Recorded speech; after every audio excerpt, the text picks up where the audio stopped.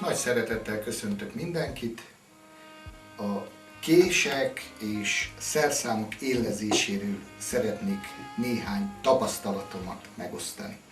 A kézi élezést egy durvább vizes kővel kezdjük, ez olyan 800-as szemcse finomságú. Utána a felhúzott sorját egy 6000-es ugyancsak vizes kővel tudjuk leszedni, és a legvégső felületet ezzel a fára ragasztott bőrrel, vagy feszített bőrrel képezzük ki oly módon, hogy a felületet bepetróleumozzuk, és cigarettahamut szórunk rá. Ez körülbelül 10-12 ezeres szemcsefinomságnak felel meg, az igazán tartós éleket ezzel lehet elkövetni. A faragás során nagyon sokszor használunk íves vésőt, aminek a belső ívét ezzel tudjuk felhúzni, és a szögvésők, ékvésők, kecskelábvésők belső ívét ezzel egy ilyen profilfát készítünk, amin cserélhető a csiszoló papír. Én ilyen 2000-es és 4000-es csiszoló papírt használok.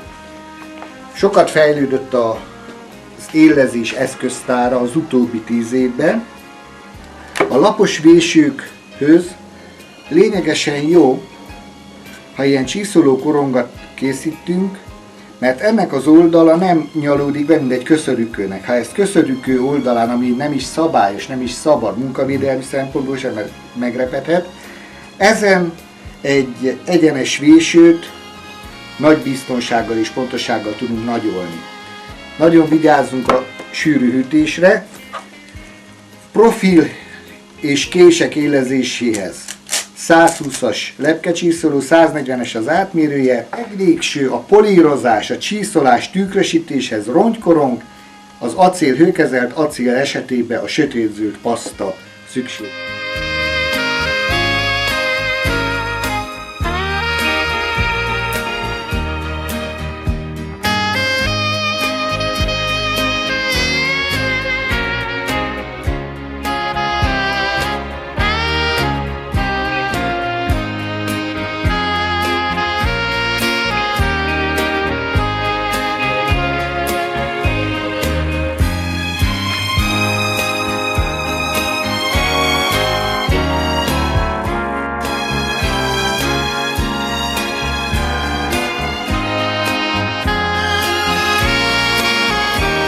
Kezdőknek van olyan segédeszköz, amiben be lehet fogadni a szerszámot, berögzítem,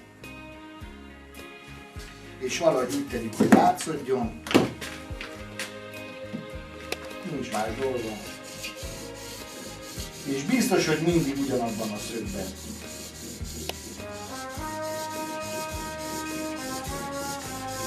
Ez az egyenes vésőkhöz ez egy csoda lehetőség.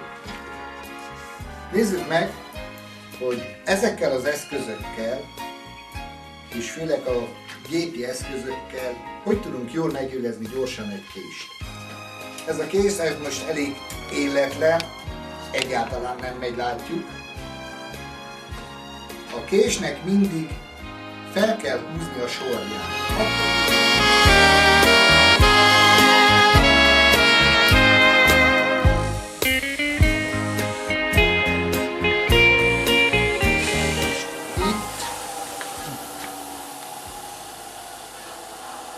Látszik, hogy van egy sorja, nem tudom, hogy látszik. És akkor átmegyünk a rongykorongra,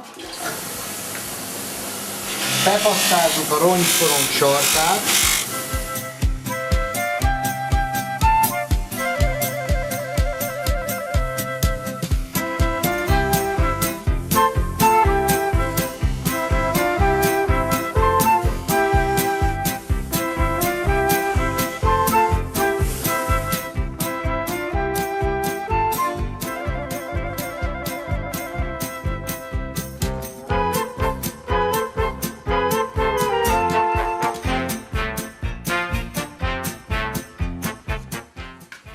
Ezt bepetróleumozzuk és cigarettahamut szórunk rá.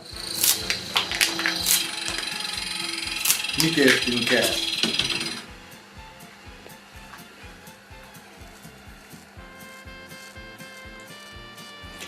Az otthon élezni szándékozóknak felhívom a figyelmét, hogy mielőtt köszörülni, élezni kezdünk bármilyen forgó élező szerszámmal, használjunk egy ilyen védőmaszkot, ennek több funkciója is van. A keretkezett szikrától védi a szemünket, de aki szemüveges, annak védi a szemüvegét, mert ezek az elég forró szikrák a műanyag lencsékbe beleégnek. Tehát nem is kényelmetlen.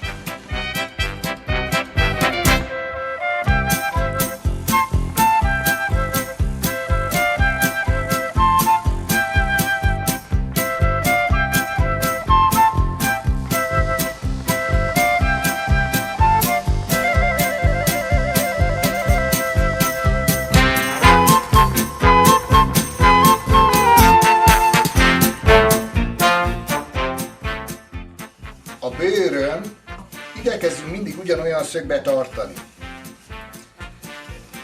És ez az igazi sorjázás, ez a sorjátlanítás. A legkritikusabb élezni a kecskelábvésőket, ez egy 45 fokos. A belső felet kell tükrösíteni, és ezen óvatosan, szépen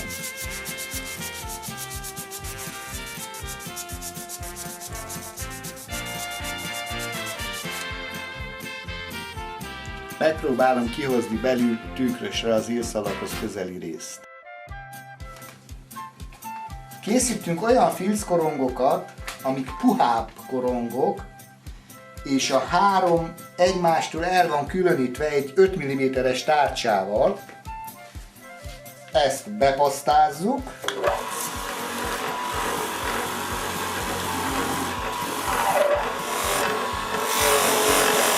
A másik kettőt azt az íveseknél használjuk. És ki van teljesen tükrözve belül, igaz? Akkor mit értünk el? Ezt a puha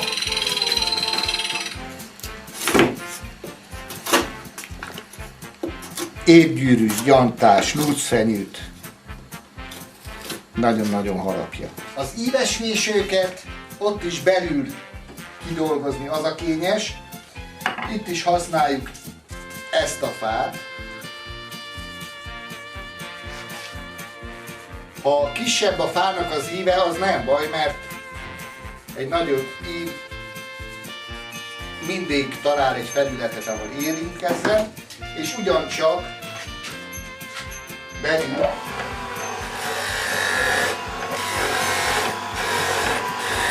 a nagy ívet ezzel, a kis ív meg ugye azért van 3 korong,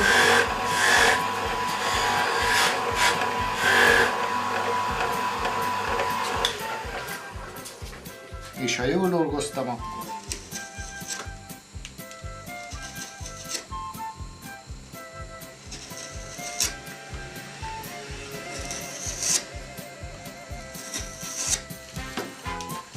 ugyanígy kell menjen a kecskelábvésvés.